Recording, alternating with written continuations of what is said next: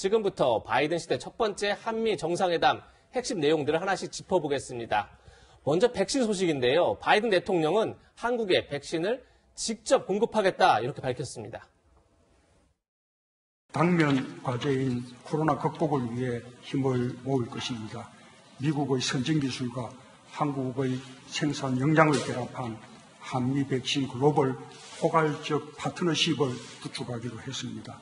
미국 바이든 대통령께서는 한미 동맹 차원에서 미국 측에서 직접 한국에 백신을 지원하기로 약속하셨습니다. Make that. Now we're going to there are 550,000 Korean soldiers, sailors, airmen who work in close contact with American forces in Korea. We'll provide full vaccinations for all 550,000 of those Korean forces engaging with American forces on a regular basis, both for their sake as well as the sake of the American forces. 네, 바이든 대통령 미군과 접촉하는 한국군 55만 명에게 코로나19 백신을 직접 공급하겠다 이렇게 지금 밝힌 성을 봤는데요. 하종대 기자, 이 백신 동맹 과연 이뤄내느냐 이것이 굉장히 이번 정상회담의 주요한 포인트 중 하나였는데 어떻게 저 정도면 만족할 만한 성과다 이렇게 볼 수 있을까요? 어떻습니까? 지금 이제 우리가 9천만 도스 이상 이미 확보를 해서 우리가 확보한 것 자체가 모자라는 건 아닌데 그렇죠. 상반기에 빨리빨리 예정대로 들어오지 않아서 수급 문제가 있었던 거죠. 그렇죠. 그런 상태 아닙니까? 그러니까 좀 미국에서 좀 그 사이에 좀 우리한테 화이자나 모더나 그게 비교적 그래도 아스트라제네카는 좀 안정적이라고 알려진 그런 백신들이니까 그게 좀 먼저 좀 왔으면 했는데 저희가 이제 문재인 대통령이 미국에 방문 시작할 때 그래도 1,000만 명분 아니면 2천만 명분 확보했으면 좋겠다. 이렇게 했지만 어쨌든 군인들에 한해서 55만 명분은 확실히 제공을 하겠다고 했으니까 그 원래 우리가 기대했던 것보다는 좀 적지만 사실 미국도 전 세계 여러 나라에서 백신을 달라고 하잖아요. 그렇죠. 한국 같은 경우는 선진국이고 또 우리가 현재 코로나 확진자가 다른 나라에 비해서는 적은 상태예요. 지금 12만 명 이 정도뿐이 안 되지 않습니까? 미국은 하루에 30만 명 이상 걸린 적도 있으니까 그런 측면에서 한국만 먼저 많이 줄 수는 없는 상태라고 하는 점을 감안한다면 나름대로 좀 아쉽지만 좀 미흡하긴 하지만 그래도 나름대로 성과는 있었다. 이렇게 평가할 수 있겠습니다. 네.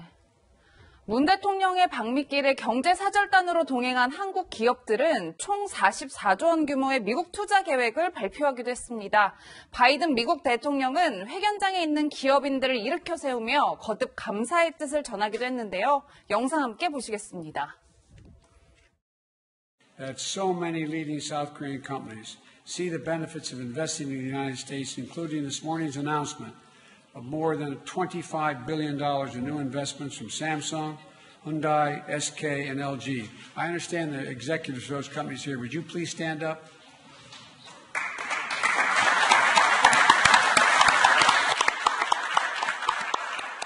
Thank you, thank you, thank you. And I think we'll do great work together.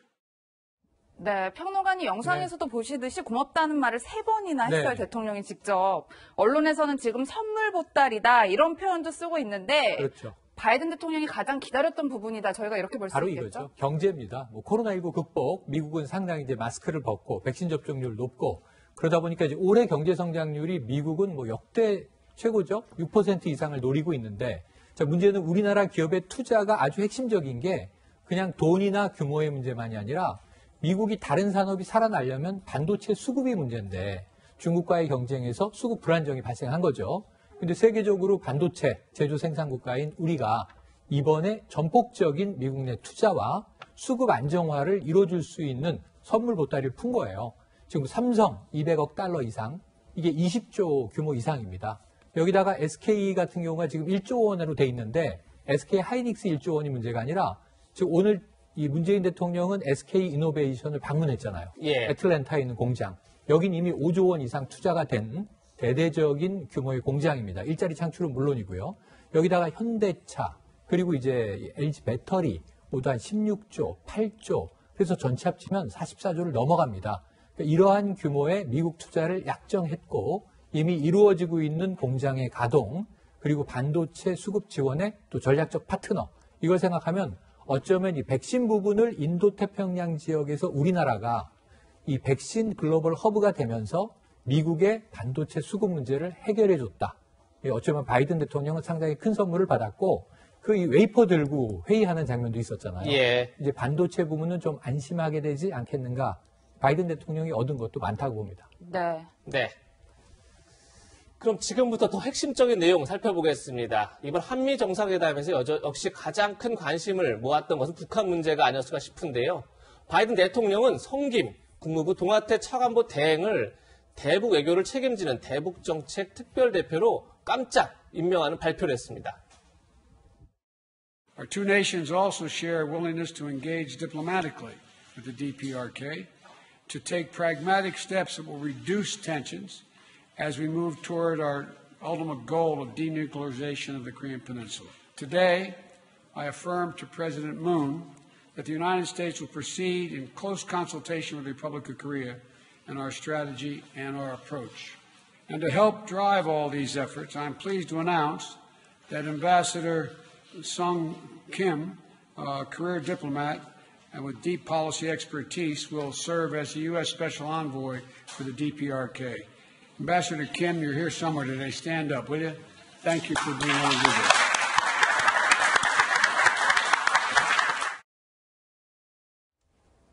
성김 대북 특별 대표를 임명하면서 북미 대화가 급물살을 타는 거냐 이런 전망도 나오고 있는데 하지만 바이든 대통령은 비핵화 약속을 김정은 위원장과의 회담 전제 조건으로 제시했습니다. 그 목소리도 들어보시죠. And if it's merely a means by which how do we de-escalate what they're doing. And so if that was the case, I would not meet unless there was some outline made that my Secretary of State and others would have negotiated as to how we would proceed. But what I would not do is I would not do what had been done in the recent past. I would not give him all that he's looking for is international recognition as legitimate and give them what allowed him to move in the direction of appearing to be more how can I say it, more serious about what he wasn't at all serious about. I'd have to know specifics, but the idea of never meeting with North Korea, I would make sure that my team had met with their counterparts, and I knew exactly what we were meeting on. 이동훈 의원님, 성김, 이미 북한과 실제 비핵화 협상을 해봤던 사람을 발탁을 했어요. 근데 그러면서도 바이든 대통령은 지금 하고 있는 핵개발 프로그램을 완전히 단계를 낮추는 그런 전제가 없으면 만나는 게 의미가 없다. 그렇게 얘기하기도 했어요. 어떻게 봐야 되는 거죠? 예. 정상회담을 통해서 보면은 당분간 적어도 한미 간에는 대북 정책을 안정적으로 이끌어갈긴 합니다. 갈 것 같긴 합니다. 예. 그렇지만 북한과 관련해서 아마 획기적인 진전이 단시간 내에 나오기는 굉장히 어려울 것 같습니다. 양국 정상이 그 외교적으로 단계적으로 그다음에 굉장히 정교하고 실용적인 그 접근법을 쓴다고 얘기는 했지만 북한이 가장 원하는 제재 해제에 대한 언급이 전혀 없고 또 비핵화 협상에서 어느 정도 진전이 이루어야지 미북 정상회담 같은 이벤트도 있다고 했기 때문에 북한이 이 정상회담에 금방 순응해가지고 대화의 장으로 나올까 이거는 뭐 아직은 의문입니다. 미국 입장에서는 전체적으로 보면 외교 안보적으로 이제 고려를 하는 건데 외교적으로는 미중 관계의 큰 틀 속에서 북한 문제를 해결하겠다는 뜻인 것 같고 네. 안보적으로는 올해 1월에 북한이 그 당대회를 통해서 전술핵을 개발하겠다 또는 그 선제 핵 공격도 가능하다는 식으로 얘기를 했기 때문에 그 전술핵에 대한 군사적 대응 이 정도를 그 고려하는 것 같습니다. 이번 회담에서는 바이든 대통령이 한국으로부터 44조라는 굉장히 큰 선물을 받았기 때문에 네. 한국 정부가 원했던 싱가포르 회담 그리고 사실 판문점 선언의 토대라는 선물을 서로 맞바꿨습니다. 다만 이제 싱가포르든 4.27이든 우리가 중요한 게 아니라 한미가 중요한 게 아니라 북한이 어떻게 받아들이느냐가 중요한데 제재 문제가 빠졌기 때문에 네. 어떻게 나올까는 뭐 쉽게 예상할 수 없고 성김 같은 경우에는 이제 바이든 대통령이 그래도 우리나라와 북한의 성의를 보였다고 볼 수 있겠습니다. 예. 대북 특사를 임명해가지고 북한 문제를 다루겠다는 뜻을 밝힌 거니까요. 다만 성김 대사는 지금 인도네시아 그 현직 대사입니다. 그렇기 때문에 인도네시아 대사를 그만두고 이거를 그러니까 풀타임 잡 전념하는 건지 아니면 인도네시아 대사를 하면서 만약에 미북 협상이 있으면 그때 들어가는 건지 예. 이런 정도기 때문에 성의는 보였지만 아주 적극적으로 주도하겠다 이런 정도의 뜻은 아닌 것 같습니다. 예. 네. 하동대 기자, 예. 지금 조금 전에 이도호 의원도 얘기했지만 북한이 어떤 반응을 보이냐가 중요할 것 같은데 문재인 대통령은 북한이 호응해주길 기대한다 이렇게 말하겠습니다. 지금 바이든 대통령의 얘기에 북한이 긍정적인 호응을 할까요? 어떻게 보십니까? 북한은 기본적으로 지금 현재 먼저 미국이 어느 정도 지금 경제 제재를 어느 정도 해제해주면 이제 대화에 응하겠다 이런 입장이기 때문에 지금 미국과 북한이 삽과 싸움을 한 거죠.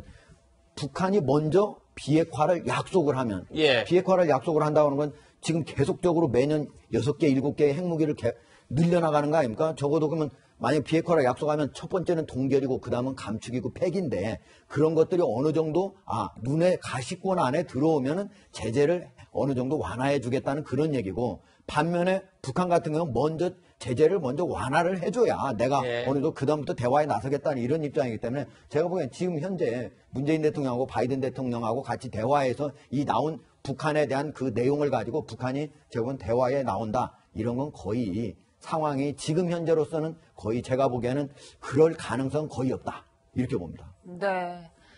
이번 정상회담에서는 한미 미사일 지침의 전면 해제도 이뤄졌습니다. 미사일 개발 족쇄가 풀린 셈인데요. 문 대통령도 환영의 뜻을 밝혔습니다. 직접 목소리 들어보시겠습니다.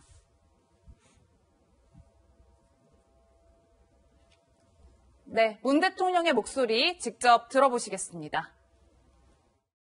강력한 안보가 뒷받침할 때 우리는 평화를 지키고 만들어갈 수 있습니다. 우리 두 사람은 연합방위태세를 더욱 강화해 나가기로 하고 전시작전권 전환을 위한 양국의 의지를 재확인했습니다. 또한 기쁜 마음으로 미사일 지침 종료 사실을 전합니다.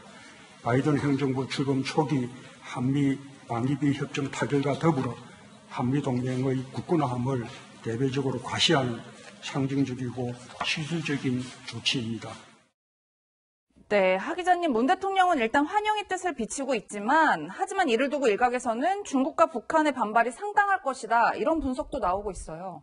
그래서 저는 뭐 중국이 왜 반발을 할 것인지 저는 좀 만약 반발한다면 좀 이해가 안 갈 것 같은데 지금 이제 미사일 사거리 제한을 없앴다고 하는 거는 우리나라가 지금 단거리 미사일에서 중거리 미사일 나가서 장거리 미사일까지 개발할 수 있는 이제 능력만 있다면 개발이 가능하다는 거 아니겠습니까? 예. 네. 그런데 중국이 가장 우려한 건 뭐였어요?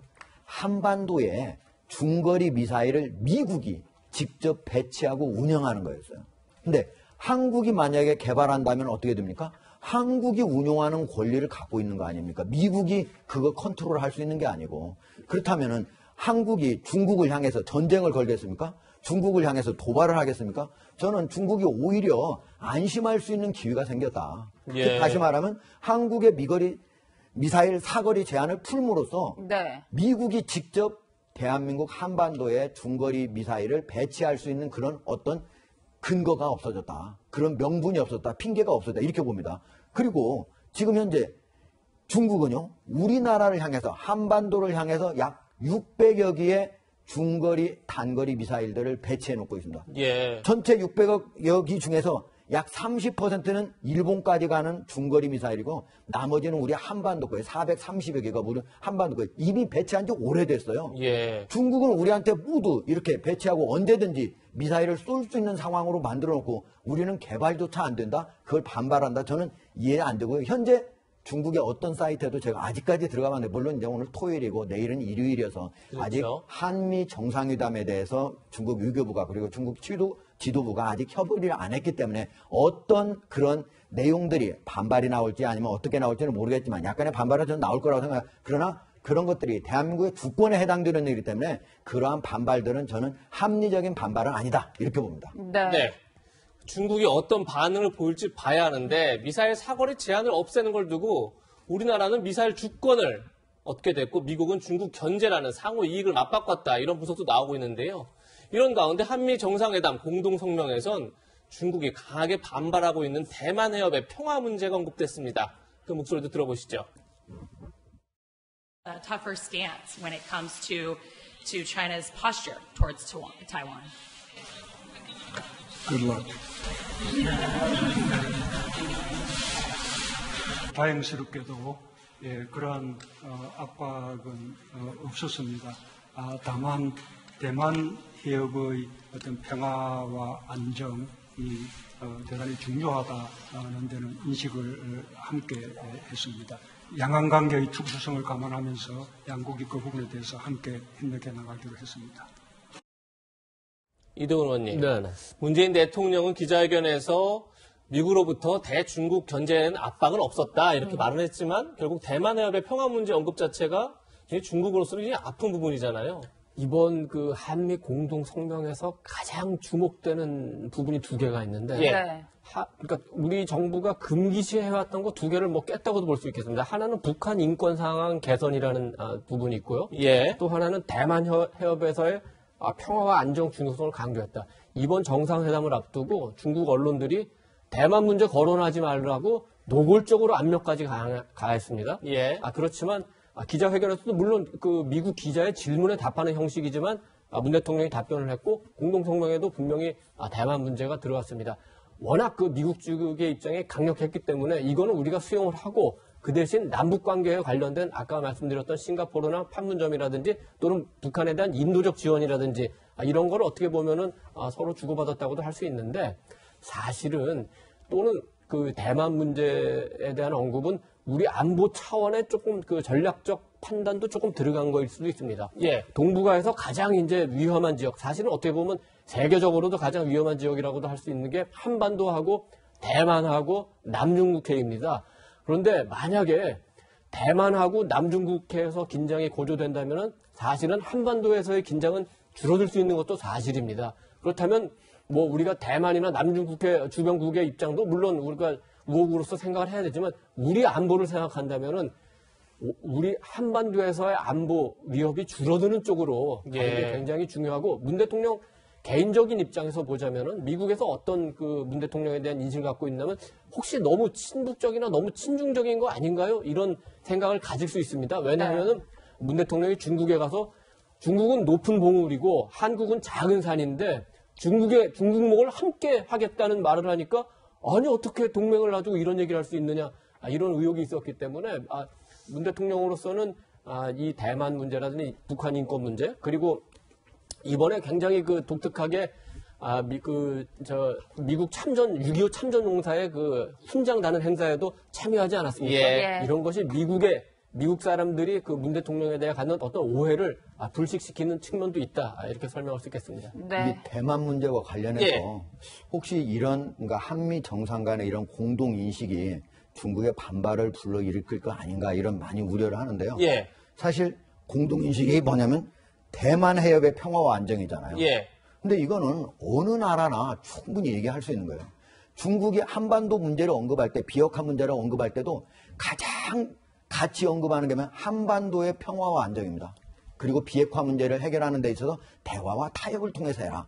그러니까 우리도 마찬가지로 중국과 대만 문제를 해결하는 데 있어서 평화와 안정이 중요하다는 걸 얼마든지 얘기할 수 있는 거고 다만 중국이 한중 정상회담이 열리기 전에 혹시 일본과 일본 총리하고 바이든 대통령하고 같이 정상회담 때 했던 내용보다 같거나 아니면 오히려 더 큰 나온 내용이 나올까 하는 게 관심사였거든요. 그런데 지금 우리는 뭐가 다르냐면 일본하고 할 때는 신장에 있는 그런 인권 문제를 언급을 했습니다. 그리고 쿼드라고 해서 미국, 일본, 호주, 인도가 같이 중국을 에워싸는 그런 군사동맹 아닙니까? 여기에는 우리가 전혀 들어가지 않고 있지 않습니까? 그래서 그런 측면에서 보면은 일본과 우리는 중국과 대만 문제에서 서로 다른 입장이고 이거는 원칙적인 입장을 문재인 대통령이 언급한 것에 불과하다. 이거를 가지고 어떤 뭐 국제적으로 문제를 삼을 이유는 하나도 없다라고 봅니다. 네, 평론가님 이어서 질문을 드리면 저희가 앞서서 영상을 좀 보여드리긴 했는데 이번 정상회담 때 바이든 대통령이 한국 전쟁 때 중공군과 싸운 이 참전 용사의 명예훈장을 이렇게 수여하고 맞습니다. 있어요. 그리고 네. 이 행사에 보시면 문재인 대통령도 참석을 했단 말이에요. 그렇습니다. 근데 이 훈장 수여 자체가 중국 경제 심리가 작용한 것이다. 뭐 앞서 의원님께서도 분석해 주셨지만 네네. 그런 분석들이 있어요. 그 해석을 뭐 덧붙일 수는 있겠습니다만 그것이 본류는 아니다. 예. 왜냐하면 저분은 지금 94세 고령의 노병인데 랠프 퍼켓 예비역 대령이에요. 지금 바이든 대통령이 쭉 설명을 해요. 웨스트 포인트를 졸업하자마자 중위로 한국전에 참전했는데 일본 근무를 마다하고 이 전투 지역으로 간 거예요. 그래서 청천강 전투, 레인지 205라고 이제 이야기되는 지역에서 이 정말 전투를 실제로 펼치고 허벅지에 부상을 당하고도 대원을 독려한 혁혁한 이제 전공을 세운 노병이죠. 네. 그런데 이제 굉장히 재밌는 얘기도 했어요. 조크도 했어요. 저 퍼켓 예비역 대령에게 명예훈장 수여자가 됐으니 백악관으로 오시라 그랬더니 예. 왜 이렇게 법석이냐? 우편으로 보내주면 안 돼? 이렇게 훈장을요? 얘기했다는 거를 예. 바이든 대통령이 소개하면서 이제 같이 폭소가 터지기도 했습니다. 네. 굉장히 훈훈했고요. 그런데 저 명예훈장 수여 자리에 외국 정상이 참석한 건 처음이에요. 왜냐하면 한국전이잖아요. 한국전. 그렇죠. 그러니까 우리나라를 지키기 위해서 미국이 저 때부터 동맹으로 달려와서 함께 피 흘려 싸운 한미 동맹을 전통적으로 재확인하는 자리인데 그럼 그때 누가 적이었느냐 보면 북한군하고 그리고 중공군 아니었겠습니까? 예. 그러니까 아까 말씀하신 대로 당시 한국전쟁은 한미가 동맹 또 그리고 북중이 동맹이었던 걸 생각을 하면 그런 해석도 가능은 하지만 네. 그것이 그 행사의 본류는 아니고 해석을 덧붙이자면 거기까지 갈 수도 있겠다 하는 예. 생각입니다. 네.